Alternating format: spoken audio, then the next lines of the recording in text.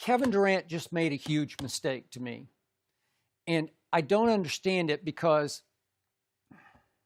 in the end, if you told me a month ago that Kevin Durant and Kyrie Irving would wind up signing with the Nets, I would have said, yeah, and pigs are going to fly. Because if I told you that a month ago, before we heard any of this, you would have laughed at it. It's impossible what just happened. And I'm going to remind everybody, this is for our younger viewers out there. The legacy move for Kevin Durant was obviously to go to the Knicks. If you're not going to stay with Golden State, which was on the table and you were pushing for that, you thought that would be the obvious move, right? But if, barring that, if you're going to choose somewhere else to go, it has to be the Knicks. But this is the Knicks. They play in the most hallowed arena in all of sports, and it ain't even close, right? It is the Mecca. It is Madison Square Garden. It is entertainment personified because of all the superstars in all forms of entertainment who have played the palace that is Madison Square Garden. Everybody wants to go there. Every opponent wants to have his best game at Madison Square Garden. That's how big an opportunity you just left on the table for what? You know what it's for? I think it's just friendship. No, seriously. That's what it's about. I think it's what he never could connect with in Golden State. This is the absolute worst day in the history of the New York Knicks franchise. And I'm going to tell you why it's the worst day. It's the worst day for me, too, because Max Kellerman is absolutely right. The New York Knicks have lost New York to the Brooklyn Nets. But what I'm saying is because the stars went to Brooklyn, to me, it's over. I think the injury impact came out and played decently. Nobody cares. They got smacked. Now, this is a Philly team. No James Harden, no Tyrese Maxey, no Joel Embiid. Okay? It's the worst loss of the season for the Nets, bar none. It's not even up for debate. They lost to Philly's bench. Do you know where Philly's bench ranks in scoring points per game in the NBA? Dead last. Maybe he was in the game. So there are little things that you got to focus on if you're the Nets because it's not looking good. And I'll say it again. I take back my statement from a week ago where I said the Knicks are the worst team in New York. No, it's the Brooklyn Nets.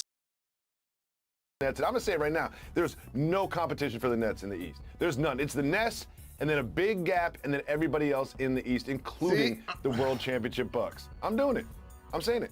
Okay, I still expect them to come out of the East. I think if they come out of the East, Shaq, that's good enough. You're saying finals or championship or bust. I say finals or bust. Why should it be championship or bust? You got to win. No. You listen. KD knows what it takes to win championships. So does Kyrie. James hasn't been there yet. It's time for him to get a championship. All that going to the front. No. He's not a young player. This ain't his first or second year. Championship or bust. Man, like I said earlier, it's like having Jordan and Jordan on the same squad. It's like who's number two? They can get an open shot every time down the floor because they got three guys that can beat you off the dribble, and thus you're going to have to double team them or they're going to go all the way to the rim and finish. And when you double team them, they're kicking it to a great shooter in Joe Harris. Now a guy that can shoot in Blake Griffin. LaMarcus Aldridge can shoot. Not to mention KD or James Harden. Like, it is just, this team looks like it could be one of the best teams we've ever seen, let alone the best team this season. Should they be the favorites to win it all? I definitely believe that. And the fact that they can go 9-10 deep and don't miss a beat offensively if they give you anything defensively. I mean, if they were 20th defensively, that's good enough. They're that potent offensively. And I think when you look at the Eastern Conference, I don't think there's anybody that can mess with them. Because you've been talking about the Bucks all season. Come to the dark side. You know how much I love Giannis and Middleton and Drew Holiday. And I've tried to hold out hope, Jacoby, that they were going to win the East. But now James Harden is playing with Kevin Durant and Kyrie Irving. Let me tell you guys would have been more fair at the park. If James Harden would have got traded to the East to play with Joel Embiid So now you got those two. You got KD and Kyrie. You have Jalen and Tatum. That would be more fair. But now you put Harden on the Nets.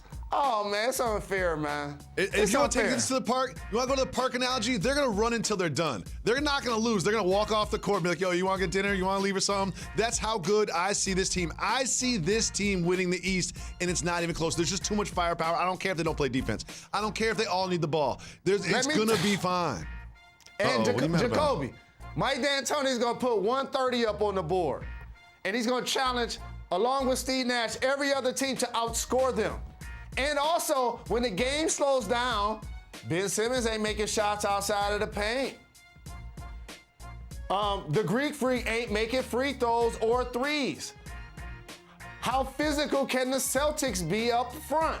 And so teams have holes just like the Nets have holes. But that firepower and that playmaking ability, and those three guys are going to be dynamic, Jacoby. Lakers and Nets in the finals. Book it. Now, Chris, can you see the Nets winning it all? Jen, that's all I can see practically. I see that as clearly as I can see Skip's pocket square. I mean, this is an embarrassment of riches. Look, if everybody's healthy, Kevin Durant, James Harden, LeBron James, Anthony Davis, Joel Embiid, everyone. I only see one team out there that can beat the Brooklyn Nets, and that's the Brooklyn Nets. But the offensive firepower that the Brooklyn Nets have, again, their defense doesn't need to be horrid. It doesn't need to be god-awful. But this team can give up 120 points a night and still win because we see that they can outscore anybody on the planet. They are the #1 offense in basketball. Last night was a display as to why that is. And in order to beat them, you're going to have to be able to stop them.